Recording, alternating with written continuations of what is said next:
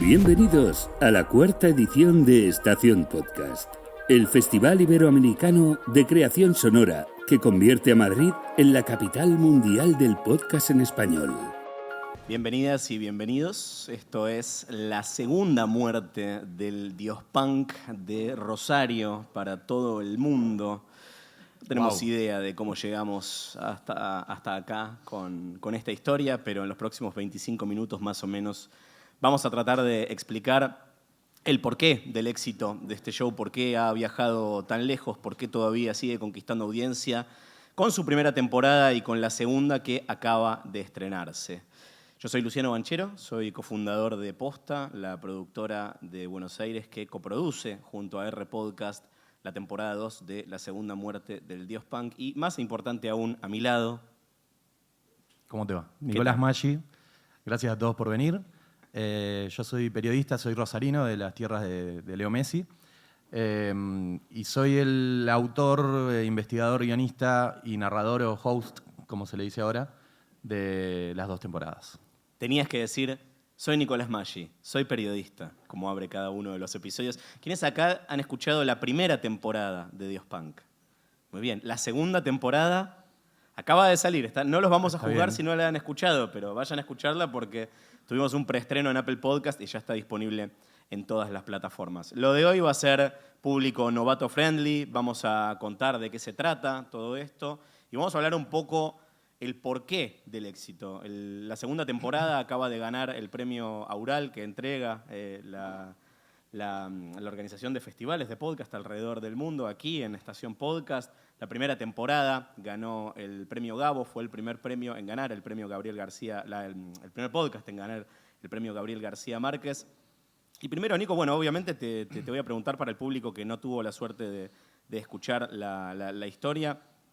Contame de qué se trata Dios Punk, contame qué fue lo que te ha llamado la atención de este personaje, qué fue lo que te conmovió, lo que te movilizó de la historia de Javier Mesina, el Dios Punk, para contar su historia.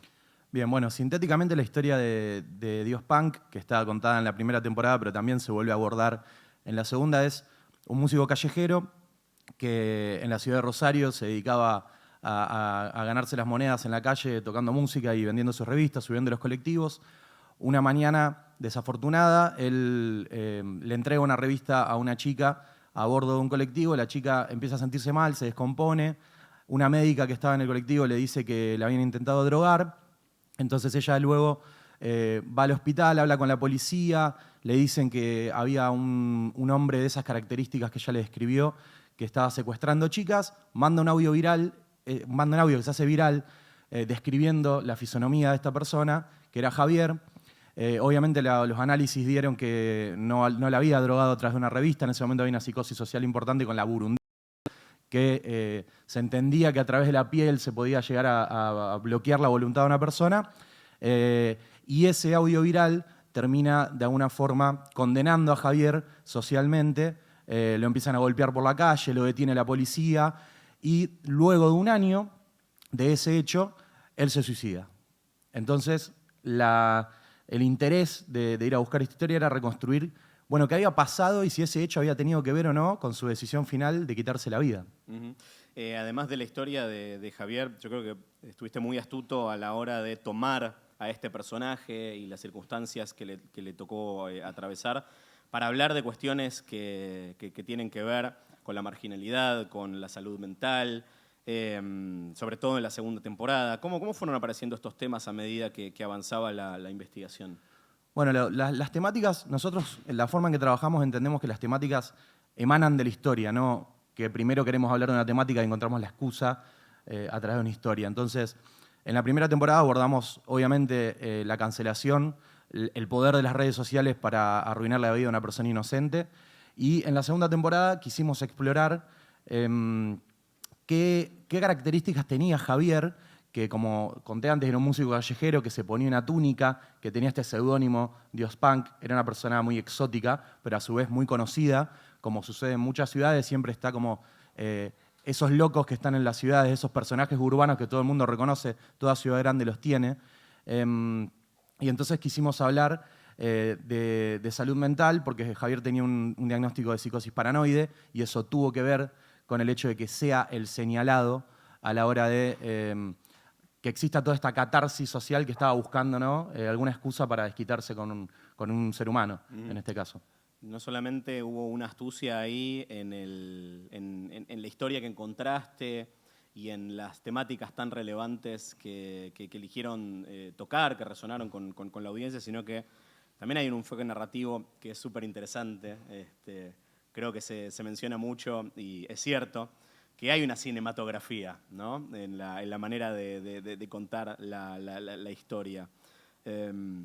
Contame cuáles fueron las principales fuentes de inspiración, porque seguramente hubo otros podcasts que te llevaron a elegir esta manera de contar la historia, pero qué películas, series de televisión, libros, quizás hasta videojuegos, te llevaron y a todo el equipo de producción a contar la historia de esta manera. Bueno, la historia está contada ciertamente desde distintas perspectivas, por eso está muy basada en el cine que tiene un relato coral. Es decir, nosotros contamos la historia primero a través de lo que percibió la población, que vio la viralización, a través de los ojos de la chica que mandó ese audio. Luego cambiamos la cámara y vemos todo a través de la visión de Javier. Eso en la segunda temporada está mucho más trabajado, se ve casi todo a partir de los ojos de Javier, los ojos de su familia, los ojos de sus amigos. Y eso fue sobre todo sacado de estas películas de estilo 21 gramos, Babilonia, que son todas del mismo director, que hace esos relatos corales, pero sobre todo yo en ese momento estaba jugando mucho el videojuego de Last of Us, sobre todo la segunda temporada, el segundo juego, que ahora bueno, se hizo muy popular con la serie, en el cual, bueno, digamos, sin spoilear, hay un hecho trascendente en un momento de la serie, y los artífices del show lo que hacen es mostrar eso que es terrible, que hace que un personaje parezca muy malvado, desde la perspectiva de ese personaje, y ver cuánto te pueden traer para que empatices de vuelta con ese personaje. Bueno, algo de eso influyó en ver cómo esta persona que había sido señalada como un acosador, un secuestrador, un tipo que en ese momento, en el 2018, cuando esto sucedió, era como la ebullición de las cancelaciones y de la lucha por el aborto legal en Argentina, y bueno, estaba todo muy, muy efervescente. ¿Cómo podíamos hacer para cambiar esa perspectiva? Porque algo que aparece en la segunda temporada es el testimonio de un médico, por ejemplo, que lo atiende cuando él tiene su primer intento de suicidio 3 días antes de su muerte. Y él dice, yo como médico sabía que él no había secuestrado a una chica o intentado secuestrar porque la burundanga no funciona de esa manera, pero no tenía tan claro que él no era un acosador. Y había pasado un año, la justicia no había imputado a Javier, de todos modos no le había cerrado la causa, extrañamente, pero había quedado flotando en el inconsciente colectivo incluso después de su muerte, que él quizás era culpable de lo que se le había acusado, porque los medios de comunicación que tanto habían difundido su cara el día que él había sido acusado de ese hecho tan terrible, luego no habían dicho absolutamente nada, o lo habían dicho muy chiquito, no para nada con el impacto que había sido la primera noticia. Nunca se había desmentido eso. Entonces eso también, vos me preguntabas antes cuál era el motor de por qué me interesó esta historia.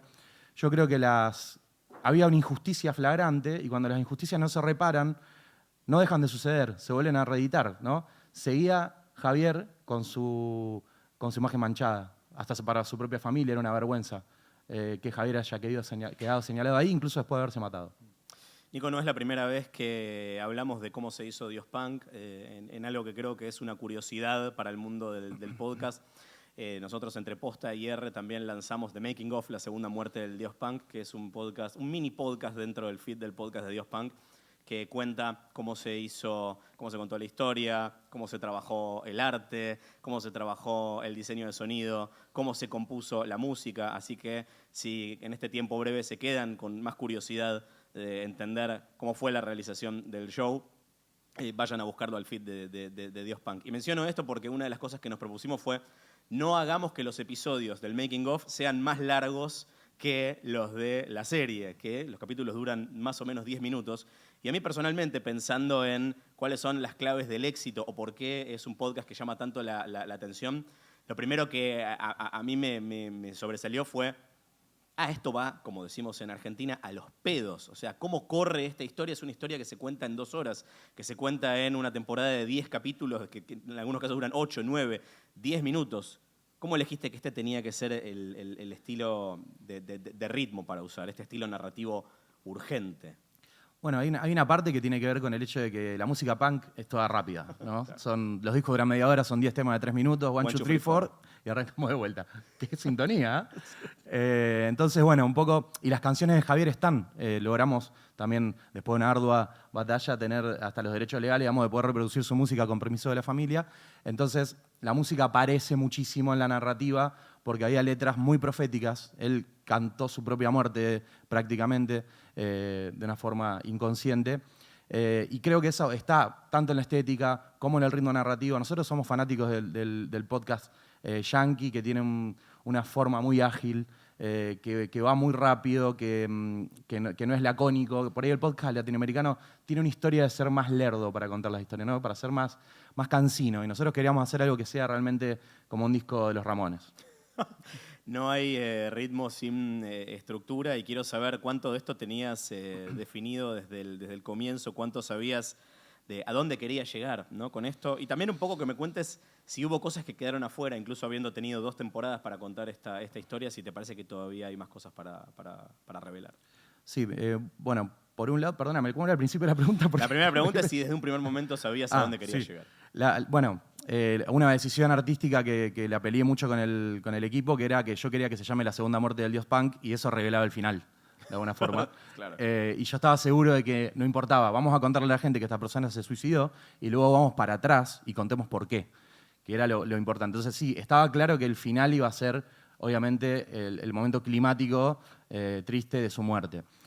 Y el comienzo estaba un poco dado por este audio viral y esa mañana desafortunada.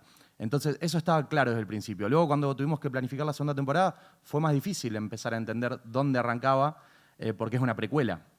O sea, él ya está muerto, entonces, ¿cómo vamos a hacer una segunda temporada? Bueno, contemos para atrás, desde ese día donde él sufre esa cancelación o escrache, como decimos en Argentina, y vayamos a buscar en su vida, primero, cómo una persona se vuelve loco, cómo una persona desarrolla un caso de salud mental, digamos, un problema de salud mental, que es, bueno, era un poco ambicioso, hablamos con un montón de especialistas en salud mental, psiquiatras y psicoanalistas, para intentar explicar cómo es que le pasa a una persona algo así.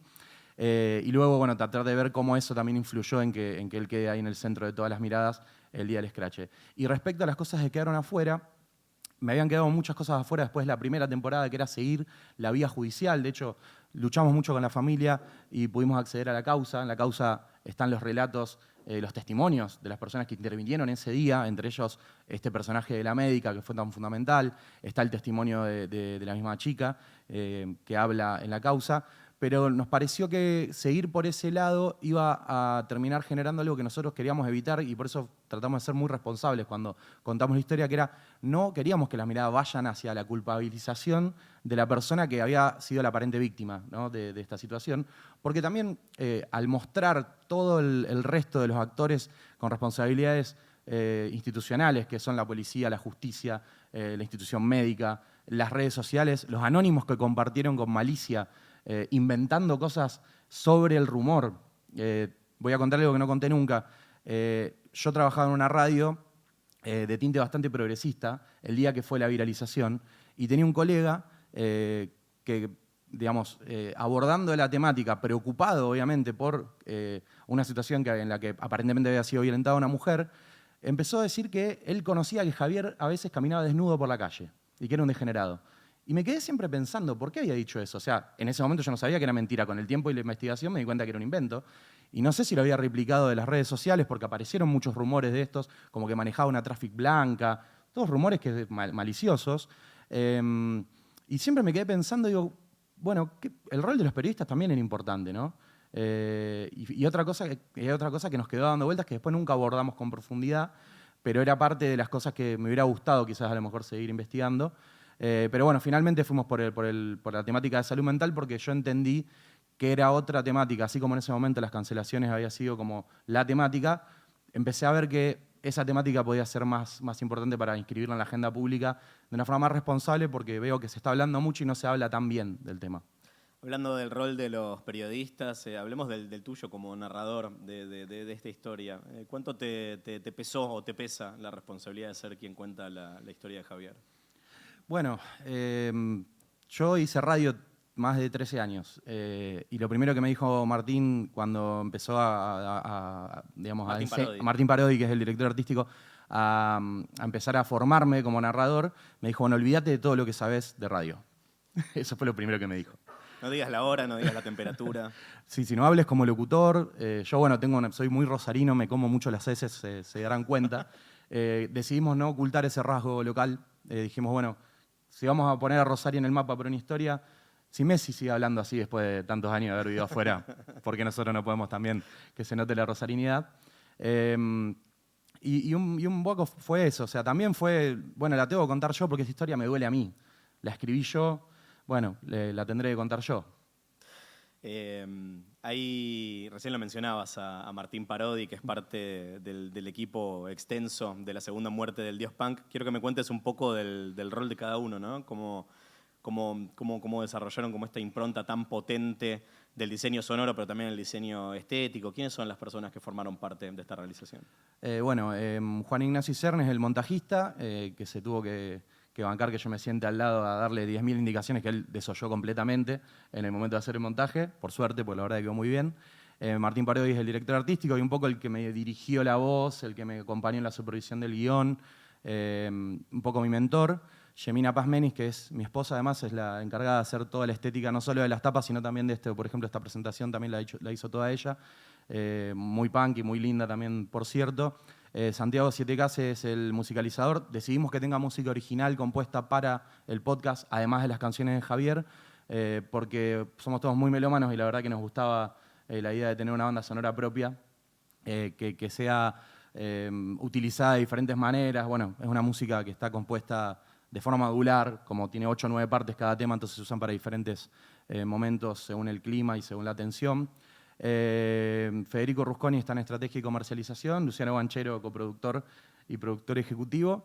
Creo que no me olvidé de nadie. No, pero podemos dedicarle un poquito más al arte, ¿no? Porque creo que es súper potente toda la impronta que tiene la portada de la primera temporada, que es como una especie de estampita, la portada de la segunda temporada, que es una especie de test de Rorschach. ¿Qué puedes contarnos de cómo trabajó Yemi en este arte?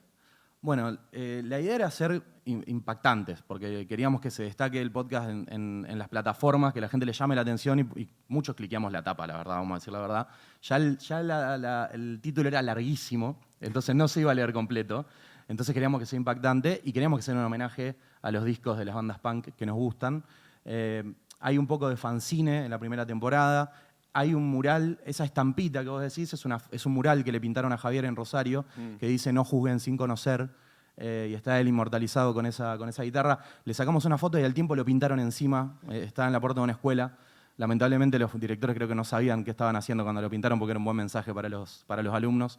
Y en la segunda temporada por ahí fuimos un poco más ambiciosos de lo artístico y quisimos meter no solo este homenaje a Nevermind the Bollocks de Sex Pistols, que es obviamente ese choque cromático del amarillo industrial con el rosa chicle, un poco también de la película Barbie, también está el logo ese redondito. ¿Qué tiene que ver Barbie con el dios punk?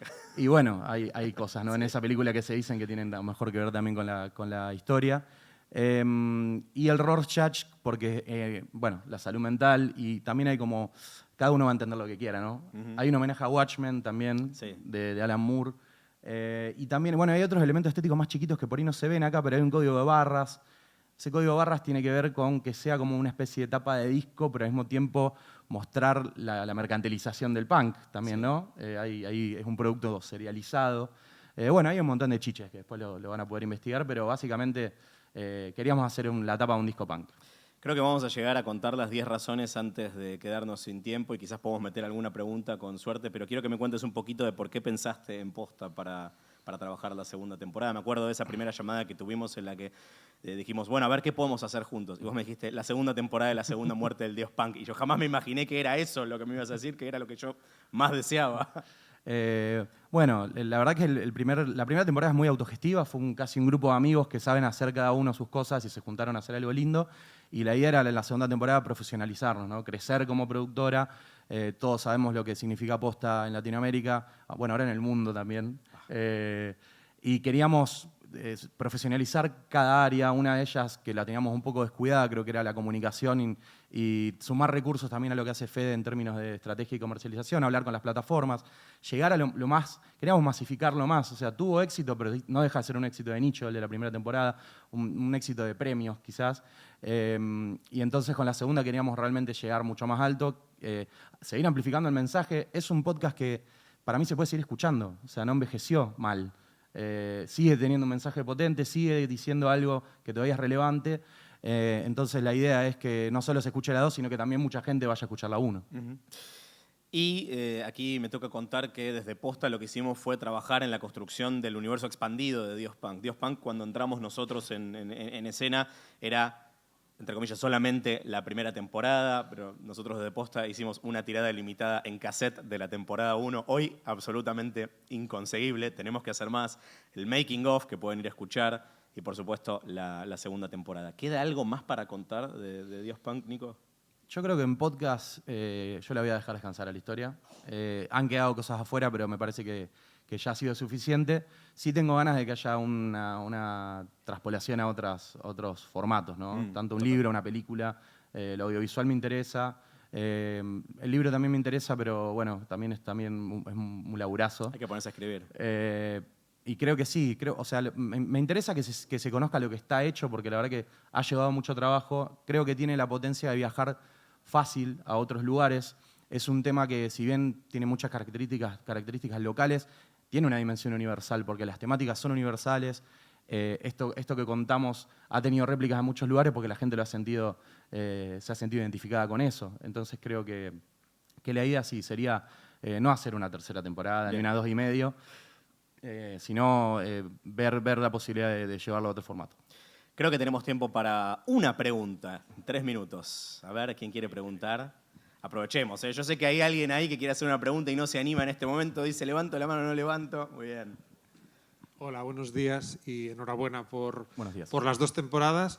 Y pregunta inevitable por esta asociación que habéis hecho con Posta, con esa vocación transnacional ahora. ¿Es posible que la segunda muerte del Dios Punk se traduzca y se ponga en circulación en otros idiomas para conocer la historia en otros países? No se me había ocurrido. No, yo tampoco lo había pensado. Sí, creo que estamos muy contentos. Recién mencionábamos el preestreno que hicimos en Apple Podcast, que anduvo muy bien porque nos dio visibilidad en toda América Latina y trajo mucha audiencia de México y de Colombia, que son países que no sé cuánto los había alcanzado la primera temporada. Bueno, Colombia quizás cuando fue el premio Gabo, a lo mejor sí, pero realmente en las métricas de Spotify no estaba tan arriba y ahora está segundo, creo. México primero, segundo Colombia. Están todos más arriba de Argentina. Creo que habría que encontrar la forma de traducir. Definitivamente, si hay gente interesada, es una conversación que vale la pena tener. Sí, a mí me interesa. Milagrosamente creo que podemos meter una pregunta más. Vamos, aprovechen este tiempo. Tímidos. Muy bien, ahí atrás. Enhorabuena por la primera temporada, la segunda no la he escuchado. Enhorabuena también por haberla abordado de esa forma tan punk. Me gustaría saber, a mí me resultó perturbadora, me resultó muy incómoda la historia y testimonios como el del padre, por ejemplo, conmovedores. Me gustaría saber qué os ha llegado de, por ejemplo, hablar de la redacción, si creéis que ha cambiado en algo alguna percepción periodística, en el movimiento feminista, en los scratches, en los movimientos sociales, ¿qué ha llegado de eso? Sí, nos ha llegado muchísimo feedback de mucha gente que está formando parte de esos movimientos diciendo era necesario que se diga esto de esta forma, lo cual nos pone contentos, obviamente, porque ha servido para mucho debate interno. O sea, le ha llegado... No creo tanto a los periodistas, voy a decir la verdad, como periodista. No creo que se haya... Hace muy poco hubo otros hechos en la misma ciudad, en Rosario, donde otra vez irresponsablemente los medios de comunicación sindicaron como responsable a gente que no le había sido, bueno, generaron intentos de linchamientos, pero sí creo que ha calado hondo en algunas franjas. Por ejemplo, me han llamado muchas escuelas secundarias a ir a dar charlas sobre este tema y me han dicho que lo utilizan como material, lo cual a mí me parece un montón, porque la verdad es que para un chico de 13 años es una historia muy fuerte, pero bueno, les ha servido como mecanismo pedagógico, lo cual me parece alucinante. Los chicos lo quieren escuchar, es corto, tiene cierta percepción estética moderna, quizás, o que se parece a la música que escuchan. Entonces creo que eso le puede llegar a llamar la atención. Y obviamente después en ámbitos universitarios también se ha utilizado muchísimo, sobre todo porque fue mi tesis. Yo me recibí haciendo la primera temporada, increíblemente. Nunca había hecho la tesis, la terminé haciendo así. Entonces es tomado también en muchas cátedras que no son de podcast, sino de otras. El otro día me dijeron que lo utilizaron en una secundaria para hablar para abordar el tema del suicidio de Durkheim. Digo, que yo lo menciono en el último episodio. Y me pareció una locura. Digo, wow.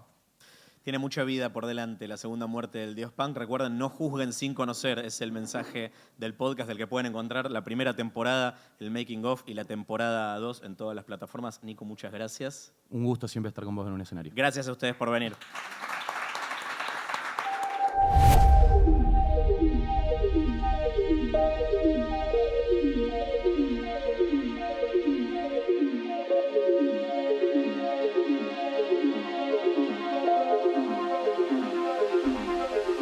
Muchas gracias por haber asistido a la 4ª edición de Estación Podcast, el Festival Iberoamericano de Creación Sonora, que convierte a Madrid en la capital mundial del podcast en español.